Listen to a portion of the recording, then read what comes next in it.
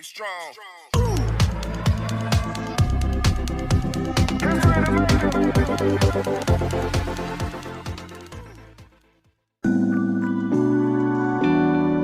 Oke, kembali lagi bersama saya Kang Kumis. Kali ini Kang Kumis kembali menemani Anda tentunya di channel Kang Kumis, saluran utama yang selalu membahas seputar permasalahan keharmonisan rumah tangga dan perselingkuhan. Gak ada salahnya silahkan Anda subscribe lebih dahulu agar Anda tetap bisa mengikuti perkembangan-perkembangan terbaru di channel Kang Kumis tentunya. Nah, pada kesempatan ini Kang Kumis kembali ingin membahas seputar permasalahan perselingkuhan, yaitu mengenai dampak positif perselingkuhan. Nah, mungkin Anda bertanya-tanya, ya, apa mungkin perselingkuhan memang menyimpan dampak positif di balik peristiwa tersebut? Nah, itu tergantung bagaimana kita menyikapi hal tersebut. Contoh misalnya, pada diri seseorang tentunya ada sisi baik dan sisi buruk, atau sisi gelap dan juga sisi terang. Nah, di sini perlu kita ketahui bahwa tidak setiap perselingkuhan berdampak kepada perpisahan, ya. Banyak kok, ya, dalam kehidupan nyata orang yang sebelumnya keluarganya pernah digoncang oleh permasalahan perselingkuhan masih bisa bertahan atau bahkan hidup bahagia. Mungkin perselingkuhan di tengah kehidupan rumah tangga adalah merupakan evaluasi ulang, ya, yang tentunya membuat kita selalu berpikir, ya, bagaimana cara kita memperbaiki hal-hal yang kurang baik. Karena dengan adanya perselingkuhan kita jadi tahu jati diri masing-masing. Artinya sejauh mana kesetiaan pasangan kita. Terus kemudian perselingkuhan itu karena disengaja atau tidak. Artinya di sini perselingkuhan juga ada dua hal. Perselingkuhan yang pertama adalah perselingkuhan yang memang betul-betul hanya sekedar cobaan bagi rumah tangga kita atau yang terjadi di rumah tangga kita. Kemudian perselingkuhan kedua adalah perselingkuhan yang memang mendasar kepada beberapa hal, termasuk kebiasaan dan hobi. Nah, namun ketika biasanya perselingkuhan ini terjadi justru di tengah keharmonisan rumah tangga kita ini, ketika ekonomi kita sedang mengalami lonjakan. Ini biasanya gampang orang terseret ke arah perselingkuhan dengan perselingkuhan yang betul-betul tidak disengaja. Ini.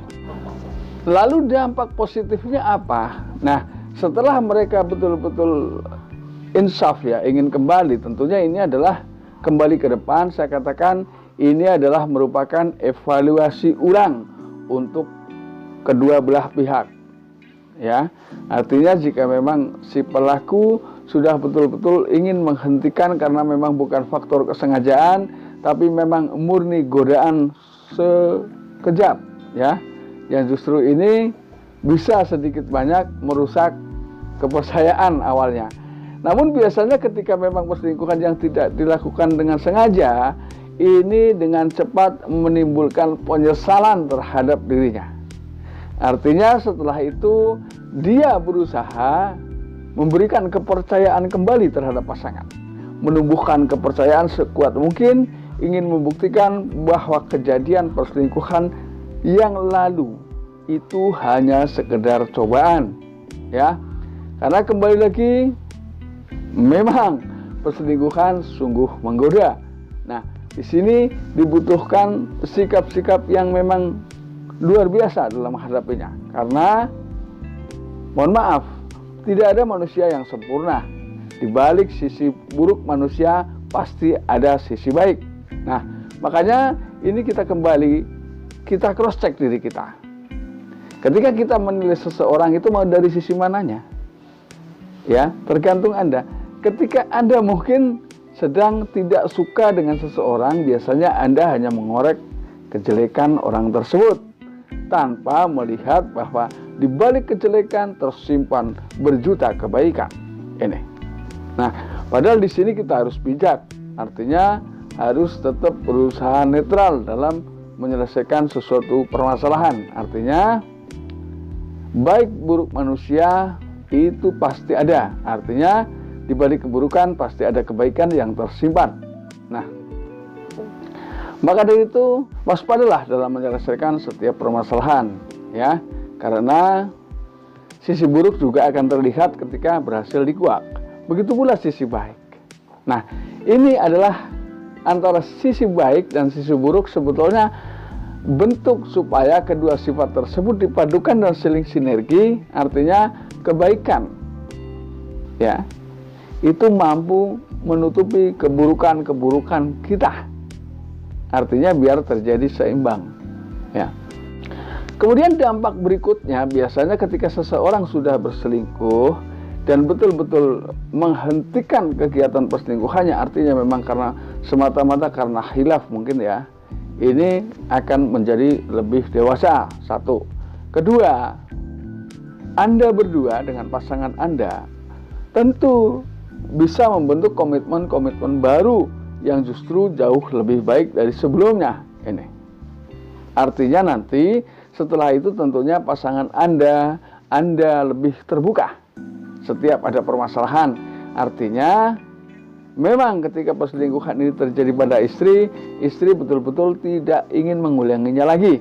Nah, tentunya sebagai bentuk wujud tanggung jawab kata-katanya, dia akan membuktikan kepada Anda, dia akan jauh lebih setia, lebih perhatian, ya. Ini adalah dampak positif yang memang sebelumnya sulit dimengerti, namun pada kenyataannya banyak pasangan-pasangan suami istri yang sebelumnya pernah mengalami perselingkuhan, namun setelah kejadian itu justru dia semakin harmonis, walaupun memang ada persentasenya perselingkuhan yang mengakibatkan perceraian, namun nilainya juga tidak besar, ya. Karena tentunya dengan komitmen baru ini, ketika kita sudah ketahuan selingkuh lalu kemudian memaafkan, kita membentuk komitmen baru yang lebih bisa dimengerti pasangan. Nih. Nah, tentunya kita menjadi lebih terus mengevaluasi diri kita, apa yang menjadi sebab musabab perselingkuhan. Artinya bisa memperbaiki apa yang selama ini kurang baik menurut pasangan Anda dan juga menurut Anda. Artinya kalian berdua sebagai rumah tangga yang menginginkan harmonis sudah mampu menepis ego masing-masing dengan mengedepankan membentuk kembali keluarga yang jauh lebih harmonis dari sebelumnya. Dan saya yakin Anda bisa. Ini hanya sekedar pemahaman.